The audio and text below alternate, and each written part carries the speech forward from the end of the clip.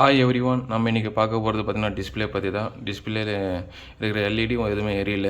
அது எப்படி நம்ம செக் பண்ணுறது? அதனால் டிஸ்பிளேவே மாற்றணும்னு அவசியம் இல்லை, எல்இடி சேஞ்ச் பண்ணால் போதும். ஃபஸ்ட்டு அந்த எல்இடி எப்படி செக் பண்ணுறதுக்கு ஒரு அனலாக் மீட்டர் வேணும். ஏன்னா இது 7 செக்மெண்ட் டிஸ்பிளே வச்சு தான் நம்ம டிசைன் பண்ணியிருப்பாங்க. இதுதான் main AC. But main AC பார்த்திங்கன்னா எந்த ப்ராப்ளம் இல்லை, நல்லாவே இருக்குது. இந்த எல்இடி பார்த்திங்கன்னா 4 அதாவது லைஃப் லாங் ஒன்று இருக்கும். அந்த லைஃப் லாங் போக இல்லை அதாவது பர்ன் ஆகிடும், அதனால் எரியாமல் போயிடும். இப்போ 1ன்னு காமிக்கும்போது 1 வராது, 2 மட்டும் 2ன்னா மேலே மட்டும் கோடு மாதிரி வரும். ஆனால் 1ல் சம்திங் ஒரு கோடு வராது. இது மாதிரி ஒரு எல்இடி ப்ராப்ளம் வரும். அது எப்படி கண்டுபிடிக்கிறதுக்காக தான் இந்த ஒரு வீடியோ. லாஸ்ட் வரையும் பாருங்கள், யாருக்குன்னு யூஸ்ஃபுல்லாக இருக்கலாம். இப்போ பார்த்தீங்கன்னா நான் செக் பண்ண போகிறேன் அனலாக் மீட்டரில் எது குட்டாக இருக்குது எது பேடாக இருக்குதுன்னு. ஏன்னா எது ஃபஸ்ட் நம்ம இப்போ பார்த்தீங்கன்னா ஒரு எல்இடி நான் செக் பண்ண போகிறேன். இப்போ பார்த்தீங்கன்னா ஒரு எல்இடி செக் பண்ணால் க்ளோ ஆகுது.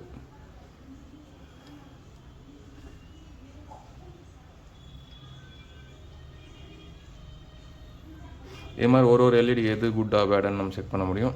ஏதாவது குட் எல்இடி எரியுது. இப்போ பார்த்தீங்கன்னா இந்த பேட் எல்இடி எந்த ஒரு இண்டிகேஷனுமே இல்லை. ஓகேங்களா? இந்த மாதிரி நம்ம எது குட்டு எது பேடுன்னு நம்ம செக் பண்ணுறதுக்கு ஒரு அனலாக் மீட்டர் வேணும். அதுக்கப்புறமா அதே மாதிரி இந்த எல்இடி பார்த்தீங்கன்னா மைக்ரோ எஸ்எம்டி டைப் இருக்கும். இது மார்க்கெட்டில் மோஸ்ட் அவைலபிள் இல்லை.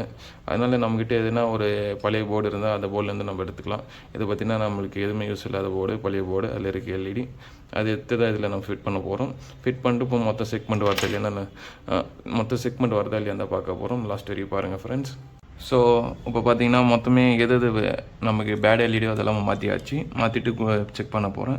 மோஸ்ட் இந்த மாதிரி எஸ்எம்டி எல்இடி ஒரு டெம்பரேச்சருக்கு மேலே அதிகமாக இருக்கக்கூடாது. அது மேலே வச்சுன்னா வேஸ்ட் ஆகிடும். அதே மாதிரி நீங்கள் நல்லா சால்ட்ரிங் எடுத்தீங்கன்னா இது மாதிரி சின்ன சின்ன மைக்ரோ எஸ்எம்டி காம்பனோடும் நல்லா நீட்டாக சால்ட்ரிங் பண்ண முடியும். இப்போ செக் பண்ண போகிறோம் ஒரு எல்இடியும். பார்த்தீங்கன்னா எல்லாமே லைட் க்ளோ ஆகுது.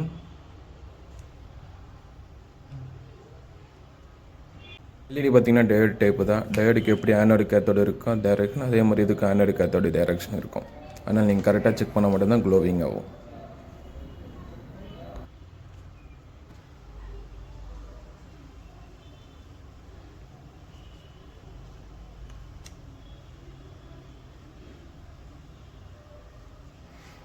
ஓகே, இப்போ பார்த்தீங்கன்னா மொத்த எல்இடியுமே பக்காவாக வேலை செய்யுது.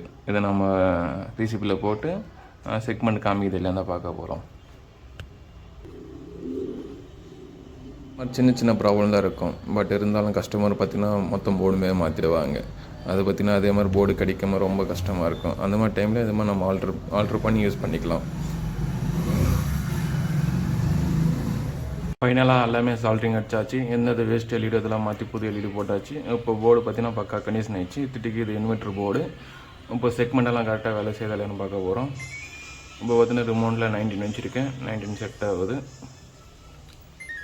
18, 17 இது மாதிரி எல்லா செக்மெண்ட்டுமே ஒர்க் ஆகுது. இதுக்கு முன்னே பார்த்தீங்கன்னா 20 வைக்கும்போது இந்த எல்இடி இந்த எல்இடி இந்த எல்இடி 3 எல்இடி மாறாது. அதே மாதிரி 0 இருக்கும்போது இதில் ஒரு 4 எல்இடி எரியாது. இது எல்லாமே இப்போ ரீப்ளேஸ்மெண்ட் பண்ணியாச்சு. இந்த மாதிரி எந்த ப்ராப்ளம் இருந்தாலும் நம்ம மாற்றி கொடுக்க முடியும். அதனால் போர்டு தான் மாற்றணும்னு அவசியம் இல்லை. எடுத்துகிட்டு இந்த போர்டு இன்வெர்ட்ரு டிஸ்பிளேவே கிடைக்கல.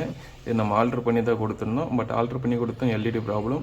அதுவும் இப்போ ரெடி பண்ணி கஸ்டமருக்கு பக்காவாக கொடுத்தாச்சு. Thank you friends.